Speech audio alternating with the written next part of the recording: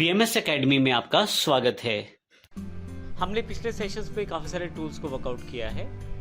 इस सेशन में हम बात करेंगे जूम टूल और पेन टूल के बारे में। दोनों टूल बड़े इंपॉर्टेंट हैं। जब भी आप डॉक्यूमेंट में कार्य करते हैं तो आपको ये दोनों टूल बहुत ज़्यादा असिस्ट करते हैं कार्य करने में। सबसे पहले हम बात करते हैं जूम टूल की। जूम टूल को प्रयोग करने के लिए आप क्लिक करें। आपके पास एक जो आपका कर्सर है वो जूम आइकॉन में कन्वर्ट हो जाएगा और प्लस का बीच में निशान है जो ये बता रहा है कि आप इसको जूम इन कर सकते हैं।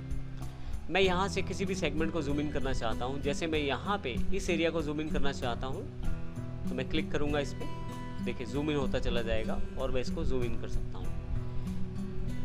एक लेवल पर आकर आपके पास ये जूम इन रुक जाएगा।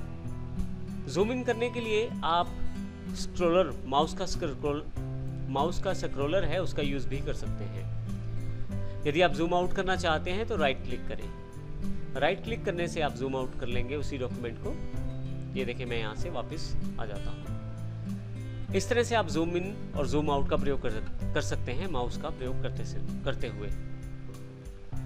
इसी के साथ आपके पास पेन टूल अवेलेबल है। पेन टूल में आपके पास हाथ के आइकॉन जैसा एक आइकॉन आ जाएगा और आप आसानी से लेफ्ट क्लिक को दबा कर रखें और माउस को ड्रैग करें तो आप देखेंगे इमेज के किसी भी हिस्से में आप जा सकते हैं। इसको समझने के लिए हम थोड़ा जूम इन कर लेते हैं। अब मैं इसको पैन करता हूं तो आप देखेंगे कि यहाँ से मैं ऊपर नीचे आसानी से आ जा सकता हूँ। तो इस प्रकार ये दोनों टूल जो हैं आपको कार्य करने में असिस्ट करते हैं। जब आप जूम टूल को सिलेक्ट करते हैं तो आपके पास यहाँ ऊपर की तरफ काफ़ी सारे टूल्स अवेलेबल हो जाते हैं जिनमें मुख्य टूल जूम लेवल्स हैं। आप यहाँ पे काफ़ी तरह के जूम लेवल का प्रयोग कर सकते हैं। टू फिट का अर्थ है कि मैक्सिमम जो फिटिंग के लिए साइज है उस इमेज का जूम लेवल उतना एक्सटेंड हो जाएगा।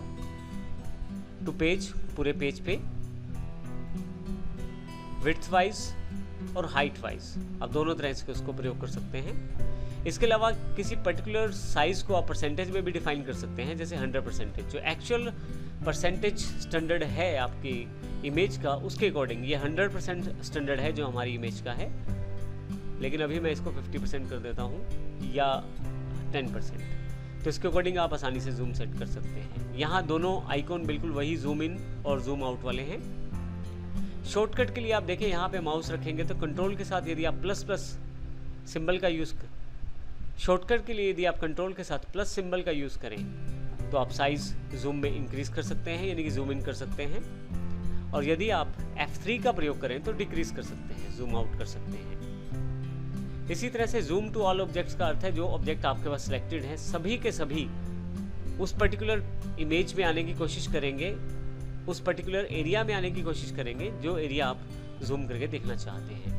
उदाहरण के लिए यहाँ पे मैं एक छोटा सा ऑब्जेक्ट इस तरह बना देता हूँ और अब मैं यहाँ से फिर से वापस जाता हूँ, जूम टूल लेता हूँ और जूम टू ऑल ऑब्जेक्ट कर देता हूँ। तो दोनों ऑब्जेक्ट ये रेक्टेंगुलर छोटा सा और मेरी इमेज जितने पेज भर में आ सकते हैं वो एरिया सिलेक्टेड हो जाएगा। नेक्स्ट आपका जूम टू पेज है। आप पूरे पेज पे जूम कर सकते हैं किसी चीज़ को।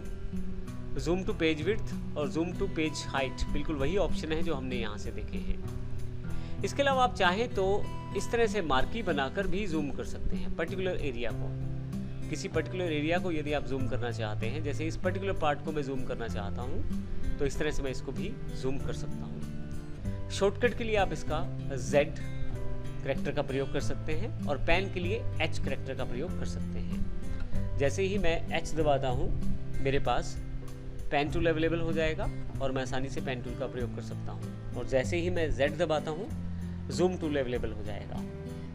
शिफ्ट F4 के साथ आप पूरे पेज पे आसानी से वापस आ सकते हैं। तो इस प्रकार हम जूम टूल और पेन टूल का प्रयोग करते हैं अपने कोरल ड्रॉ में।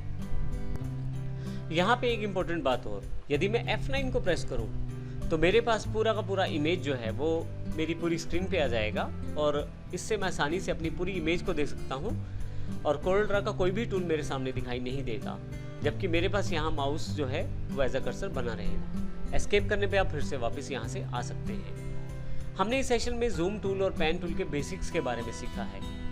इनके साथ काफ़ी सारे शॉर्टकट्स और काफ़ी सारी कीज जुड़ी हुई हैं। जिनका प्रयोग करके आप अपने कार्य को आसान कर सकते हैं। परंतु इसको हमने अगले सेशन में शामिल किया है, तो सभी एडवांस ऑप्शंस को देखने के लिए आप अगला सेशन अवश्य देखें। धन्यवाद।